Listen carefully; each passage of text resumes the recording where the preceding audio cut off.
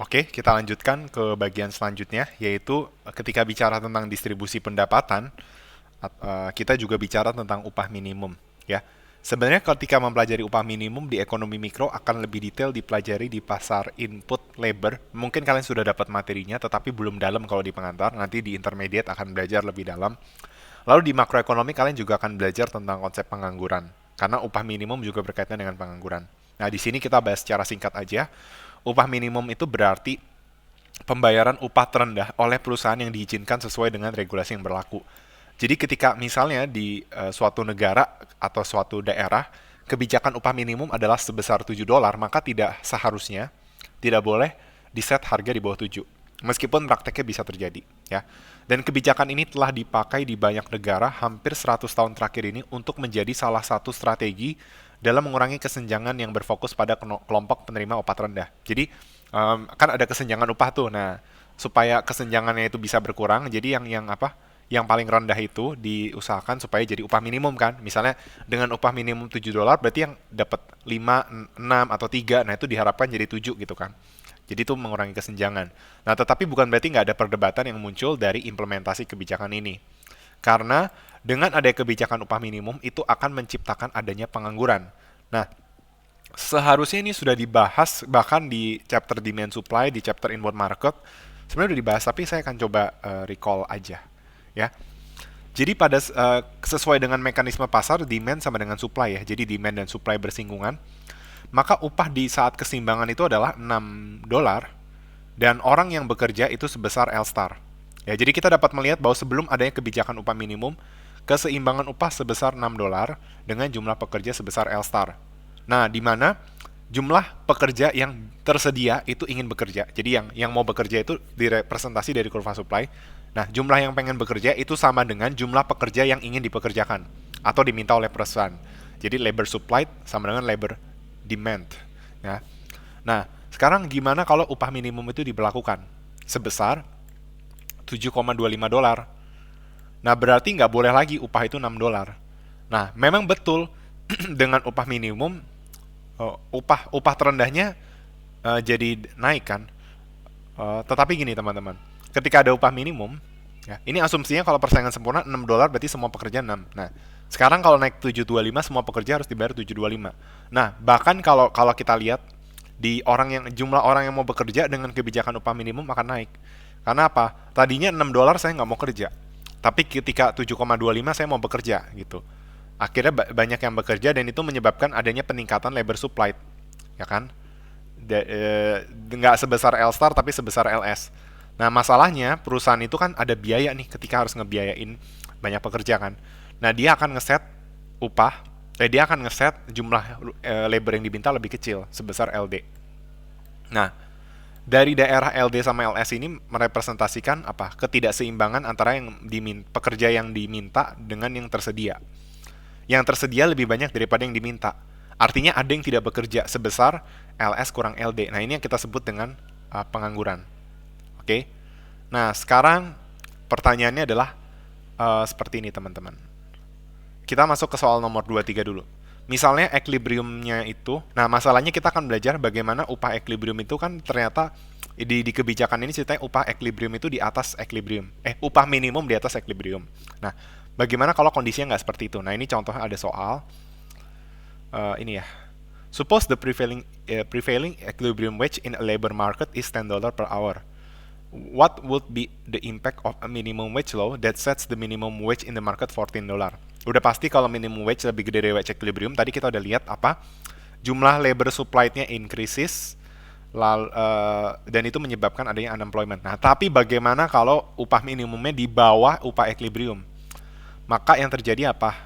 Yang terjadi adalah tidak ada efek. Karena kan bisa dibilang kalau misalnya nih upah minimum sebesar $5, ya nggak ada efek, dia udah netapin 6. Nah, tapi jadi ada dua kemungkinan, no efek kalau memang marketnya tetap beroperasi di equilibrium. Tapi bagaimana kalau ternyata direspon sama si supply, sama perusahaan. Jadi perusahaan, oh tadinya gue upah 6, ternyata upah minimum 5 ya. Wah, kita ketinggian nih ngeset upah, direndahin. Berarti apa yang terjadi?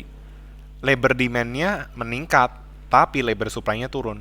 Jadi akan tercipta pengangguran. Jadi Kalau ditanya apa yang terjadi jika upah minimum di bawah wage equilibrium, jawabannya adalah tidak ada efeknya atau quantity of labor demanded itu increases. Oke. Nah, maka untuk menjawab soal ini ya, apa yang terjadi jika upah equilibrium di atas upah minimum? Nah, ini pertanyaan menjebak. Maksudnya adalah apa yang terjadi jika upah minimum di bawah upah equilibrium? Kan kita compare dengan upah equilibrium ya.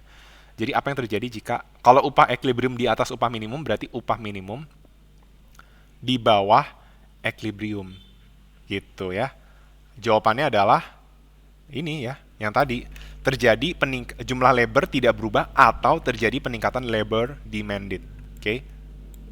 Nah, jadi seperti itu ya.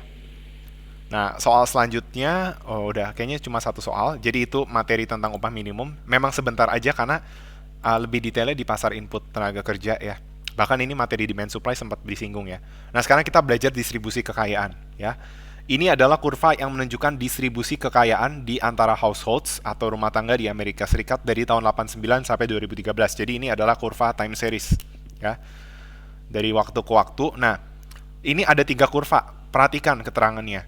Ini kurva yang hijau itu menunjukkan berapa persentase kekayaan yang dikuasai oleh orang terkaya 3%. Jadi 3% orang terkaya itu menguasai besarnya yang dikuasai itu di kurva yang hijau. Nah, sedangkan yang warna ungu itu adalah yang bottom 90%. Nah, ini 7% selanjutnya ya. Kan logikanya 390 berarti supaya 107. Nah, bisa kita lihat oh ya, jadi begini teman-teman. Logikanya ibaratnya penduduk Amerika ada 100 ya. Nah, berarti kan kalau 100, 1% satu orang ya. Berarti gini logikanya. Kan dibilang top 3%. Nah, top 3% itu 3 orang terkaya. Berarti yang ini. Penduduk 1, 2, dan 3 ini. Ya. Terus next 7% berarti dari 4 sampai 10. Nah, ini next 7%. Jadi penduduk 4 sampai 10. Ini asumsinya 100 penduduk. Nah, yang 11 sampai 100 ini masuknya bottom 90%. Nah, seperti itu ya. Nah, ini bisa kita lihat ternyata share terbanyak dikelola oleh, jadi 3% orang terkaya menguasai kekayaan lebih banyak daripada 97% lainnya. Dan selisihnya lumayan jauh ya. Oke. Wajar dong kalau bottom. Nah, ini di sini ada. Nah, tapi coba kalian bandingin bottom 9% sama next 7%. Wajar ya kalau kekayaannya lebih gede. Yang logikanya ini 90% penduduk ya. Yang ini cuma 7% penduduk doang ya. Tapi bisa juga kondisinya kebalik. Tapi ini pokoknya yang top 3% ini lebih kaya gitu ya. Nah, kita bisa melihat dari kurva ini, coba kita analisis ya. Kita bisa melihat bahwa sesuai dengan tren waktu, kekayaan 3% orang terkaya meningkatnya. Di tahun 89 itu 44,8%. Ya. Tapi di tahun selanjutnya, taruhlah di tahun 2013 itu meningkat jadi 54,4%. Artinya apa? Orang yang terkaya menjadi semakin kaya. Atau bukan cuma sekedar semakin kaya, tapi dia menguasai lebih banyak secara persentase. Yang tadinya kurang dari setengah, sekarang jadi lebih dari setengah. Nah, bagaimana dengan 7% orang terkaya? Ternyata nggak demikian. Tapi kalau kita lihat yang ini nggak demikian ya. Tapi yang bottom 90% ini mengalami penurunan. Artinya apa? 90% itu kan orang mayoritas ya. Jadi harta orang mayoritas yang 90% di bawah, paling bawah, orang ke 11 sampai 100 itu kekayaannya turun dari yang tadinya menguasai 33,2 atau hampir sepertiga, sekarang jadi 24,7 atau sekitar seperempatnya. Nah, artinya apa? Yang kaya makin kaya, yang miskin jadi makin miskin kan? Simpelnya gitu. Nah, dan ini kalau kalian lihat kurvanya itu bukan saling mendekati, saling menjauh. Nah, di matematika ini istilahnya adalah semakin divergen. Ya, kurvanya semakin divergen. Jadi divergen itu kalau misalnya kita bandingkan ada dua kurva, kurvanya semakin menjauhi itu berarti divergen. Kalau konvergen itu mendekati suatu equilibrium atau steady state. Jadi misalnya kurvanya begini nih. Nah, ini namanya steady state nih, ya. Kurvanya saling mendekati. Ini namanya kurvanya konvergen, sorry. Konvergen itu dia mendekati titik steady state. Ya. Ini disebut dengan konvergen. Oke. Kalau ini saling menjauhi, ini namanya divergen, ya. Diingat-ingat ya, divergen itu menjauhi, konvergen mendekati. Maka kalau ada ini berarti menunjukkan ada peningkatan kesenjangan secara general. Nah, berarti meningkatnya kesenjangan pendapatan tadi bisa dilihat ya, berdasarkan tren waktu dapat digambarkan dalam dua kurva. ya. Misalnya yang kurva ketiga nggak dianggap ya, yang 7% itu nggak dianggap. Misalnya kita nganggap yang 3% orang terkaya dan 90% rendah, ya, di mana kekayaan itu persentase kekayaan disumbu vertikal dan tahun disumbu horizontal. Maka kedua kurva akan seiring berjalannya waktu apa nih kalau kesenjangan pendapatan naik? Berarti semakin divergen atau semakin menjauhi ya. Oke. Nah, ini ada soal selanjutnya, kita skip aja. Kita masuk ke sub chapter yang terakhir aja ya, yaitu kesenjangan pendapatan di berbagai negara. Nah, ini cuma data aja ya. Bagan yang menunjukkan koefisien Gini sebagai indikator yang mengukur kesenjangan pendapatan di berbagai negara. Nah, di sini Gini koefisien tuh ternyata bisa diklasifikasikan ya. Karena income itu bisa macam-macam, bisa market income, bisa disposable income. Nah, kalau market income belum dipotong pajak, masih upah asli gitu ya. Kenapa harus dibuat dua kayak gini? Ya, karena nilainya berbeda. Ya memang tahu sih berbeda, tapi apa? Maksudnya apa yang membandingkan gitu ya? Lagi-lagi disposable income itu kan dipotong, jadi market income dipotong pajak ya. Nah, tetapi pajak di tiap negara nggak sama, ya kan? Jadi kalau kita mau bandingin market income, tidak merepresentasikan ini income bersihnya. Kecuali setiap negara pajaknya sama, nggak perlu ada pendekatan disposable gitu, ya kan? Ada disposable karena pajaknya beda-beda, ya. Nah, di sini kita bisa lihat berdasarkan negara, ya. Em, ini data tahun 2006 sampai 2009, saya nggak tahu nih rata-rata apa gimana ya. Nah, yang jelas kita bisa lihat mana yang paling Slovenia sama Denmark itu koefisien Gininya lebih rendah, paling rendah ya. Baik pakai pendekatan market income dan disposable income, ya. Itu ketimbangannya paling rendah. Nah, yang paling tinggi adalah ini. Ini Slovenia Denmark di sini ya. Yang paling tinggi adalah Meksiko dan Chili, ya, negara Chili. Oke. Jadi yang paling enggak tinggi. Nah, Amerika Serikat juga yang terbesar ya, relatif tinggi. Nah, di sini kita bisa lihat kenapa disposable income-nya lebih rendah, karena udah dipotong pajak ya. Pajak itu kan salah satunya adanya redistribusi ya.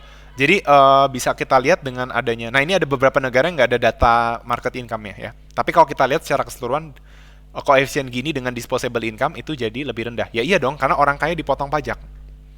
Ya kan? Misalnya lewat pajak penghasilan ya. Tadi ada orang yang harusnya dia pendapatannya lebih tinggi secara nominal, tapi kelompok pajaknya beda, pendapatan realnya juga jadi turun. Nah, itu kan salah satu penyebab kenapa disposable, kenapa dia jadi nggak semakin tidak senjang. Itulah sebabnya kenapa Gini koefisien dari disposable income jadi lebih tidak senjang. Angkanya lebih kecil ya koefisien Gini. Kan semakin gede semakin senjang, semakin kecil semakin merata ya. Jadi itu salah satu yang bisa menjelaskan. Oke, sekian dari penjelasan saya. Terima kasih atas perhatiannya.